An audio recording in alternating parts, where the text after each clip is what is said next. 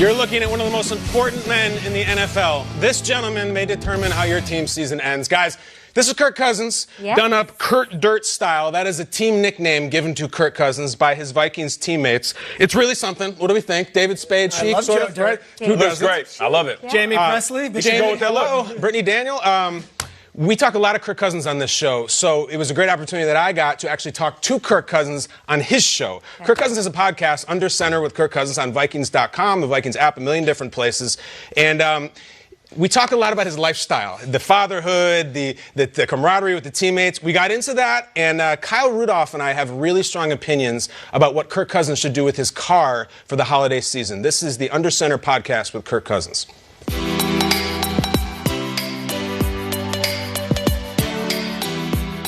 Kirk, I am so glad I could squeeze you in. I'm in the middle of microwaving some dino nuggets for the kids. We're going to have some grapes, watch a little Bob the Builder, then jump in the Grand Chevy Caravan, put on some sunblock, and go to soccer practice. That is eerily similar to what my life looks like these days. You know, the biggest challenge to that entire evening you just described is getting in and out of car seats.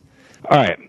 Kirk, let's step into each other's office. So I can't get the buckle through. I can't get my knee in. So Brooke just takes over because I throw a fit. Yeah, good to know I'm not alone. You know, we had one of your teammates on Good Morning Football, and he started talking about your automobile. Will the Cousins family, from the day after Thanksgiving, will you have antlers and a red nose on your car? Oh, my goodness. You got to do it, Kurt. But the irony is you're going to pull in December, and who are you going to pull up next to? Rudolph. It's absolutely perfect, Kurt. Good. He's the best. We also got into whether the Cousins family will have these stick figures in the back window of their car. I will leave that undisclosed. Okay. We know he's a great guy. We know he's a great dad. And we have the same conversation all the time. All right, the Vikings won 4 in a row. He's red hot. They go to Arrowhead this weekend. It's a really big game. Let's do a quick State of the Nation. Let's do a Kirk Cousins State of the Nation. Are you in? Do you need to see more? Is this a playoff quarterback this year, guys? I'm in. You're in. I'm all the way in. And I said that I'm going to mention it every week, and this isn't a shot to Zach Brown. It's just the simple fact that he said it. I feel like the moment when Zach Brown called out Kirk Cousins when asked about playing the Vikings, he said he's the weakest link on the team. And ever since then, I just feel like personally, just watching as a fan from a distance and being a former Viking, he's playing with a little bit more of an attitude, a little bit more of an edge. He's always been a nice guy. Yeah. And sometimes, just call what it is. Nice guys finish last. You got to have a little bit of nastiness to you. And there's nothing that disrespects a guy more than your own peers, the guys that you see as brothers, calling you weak. And he's been playing opposite of that. What does this mean you're in? You're in like they'll beat the Chiefs in Arrowhead? What does that mean? What do you think, Nate? I mean that he's up for the big moments. Now we're not gonna have the age-old question every week. Kirk Cousins has to win a big game. Why wouldn't we? They beat the Redskins by 10 points in a game where he didn't throw any time. Where'd he come out? All right, he didn't need to. I come out with this. They play the Chiefs and Matt Moore, and I just saw Aaron Rodgers beat that. Yep. It's at 1 o'clock on Fox. It's not the following week. What is it? In Dallas. Okay. Sunday Night Football. Yeah, that's it. Alan Chris. That's the one. Okay, let's go. The following week, all right, the Broncos come down. And then it's Monday Night Football in Seattle. Those are the games. I love the fact he beat Case Keenum and Dwayne Haskins and the Redskins. But, Nate, for you to say, now I'm all the way in, that wasn't the reason I'm all the way. If you're all the way in over the body of work for what he's done, fine. But, let me personally just wait a second before I say I'm all the way in, because historically he struggles in primetime games. No doubt. And I feel like it's the movie Lemony Snicket. It's a series of unfortunate events. A movie I've never seen. Okay, it's fine. But it's a series of unfortunate events that causes us to question Kirk Cousins, which is fine. But what I'm saying is, as of recently, this dude that I'm watching, he seems different to me. Same dead smile, different attitude in the heart, because he's been questioned by everybody, including his own teammates. And I feel like he's responded not only to what's going on outside the locker room, which is somewhat easy to do, but responding to your own wide receiver saying, we need to hit the big shots. Stephon Diggs coming out and saying, I don't know if I want to be here, and then rallying all the troops. And I care less if he doesn't throw a touchdown. Dalvin Cook's cooking. Let him cook. The game when he has to step up and make a play, whether it's versus the Chiefs and Matt Moore, which he'll win, the next week versus Dallas, I feel like Kirk Cousins is a different man because of him realizing we're not laughing with him. There's a lot of people in this league that are laughing at him, and he's tired of it. I think the first thing Kirk Cousins would say, yeah, it's really nice having Dalvin Cook behind me, and that's a huge difference. I also think the Adam Thielen thing with the apology, whatnot, was a really important moment, not only in the season, in his career. And I remember when it happened, Peter, you said something. You said, you got to be who you are. You can't fake it. You can't be a fake tough guy. You can't be nice if you're not nice. We see a lot of quarterbacks who are not nice, and they don't try to be.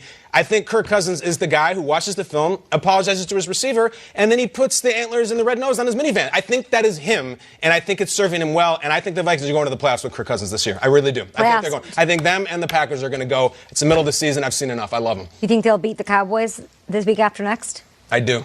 I saw the Cowboys a week ago lose to Sam Darnold. I think they're going to lose to Kirk Cousins. That one could go either way. It'll go a long way in my book to see what he does against It's Dallas. not only the Cowboys. I'm with you on this. this. It's on the road, under the lights, with Alan Chris on the call. Like, it matters. Those are the ones. I don't know about Thursday night against the Redskins at home is going to be what the slam dunk. He did it without Thielen. That's right. Schrager wants to see more. This is the Kirk Cousins experience for us. It also allows him coming on our show. I went on his show to check out the Under Center podcast with Kirk Cousins. It's fantastic. That's fine. He gets great guests. He had Tom Izzo on. He has a bunch of guys from Michigan State. The episode premieres tonight. Head to Vikings.com for more info. Kirk, you're the man. Party on, bro. The Pro Bowl presented by Verizon is on Sunday, January 26th. It's at the Camping World Stadium in sunny Orlando, Florida. Ticket sales, by the way, begin today at 10 a.m. Eastern. Awesome action, awesome memories. You get up close and personal. Lots of access with all of the All-Stars. And there's awesome tickets available. It's the 2020 Pro Bowl.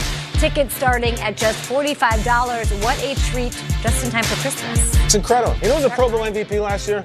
Jamal Adams on defense. The Pro Bowl gets wild. Yeah, isn't that crazy? He knocked out the mascot. Yeah, and it's big. Oh, yeah. Times were easier. I know. It's crazy. Let's bring in Will Selva. He's out in the newsroom in Culver City this morning with the latest. What's going on? What's going on there, Kay? Well, the trade deadline is today at 4 p.m. Eastern, so we could be seeing a flurry of moves before then. The Dolphins had already declared themselves open for business way before then, and they made a deal to prove it. Running back Kenyon Drake heading to Arizona from Miami for a conditional 2020 draft pick. According to Rap Sheet, the pick is a 6th rounder, which can become a 5th round pick. Drake fills a need in the backfield as David Johnson continues to recover from an ankle injury, and Chase Edmonds deals with a hamstring injury. Cardinals head coach Cliff Kingsbury excited to get Drake up to speed on his playbook. From what I've heard, a smart player, and he's eager to learn. So we'll give him enough to where he can execute at a high level, and we're excited. He's an explosive back, can do it all out of the backfield, and I know he's fired up to get this opportunity.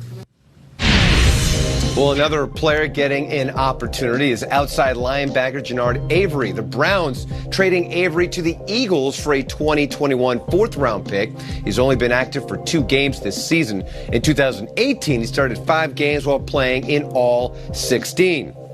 Leonard Williams changing teams, but won't have to trade addresses. The defensive end going from the Jets to the Giants in exchange for a 3rd-round pick and a 2021 5th-round pick.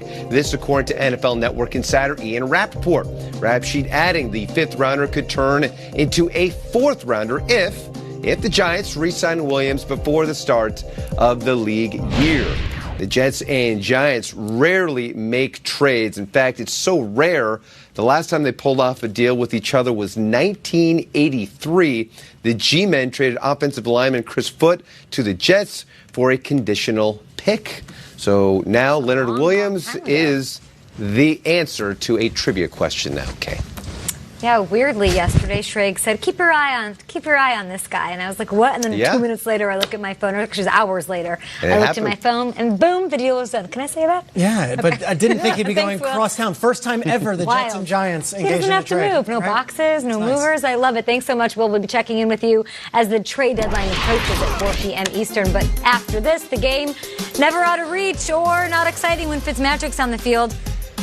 How about Minka? How about Minka the other was one? good. They put a lot of Fitzpatricks in this one. Fitzpatrick to Fitzpatrick, not in a good way for the Dolphins. And it was another massive game for Stephon Diggs. Did he also have something else going on? Yeah, a little toe track swag, baby.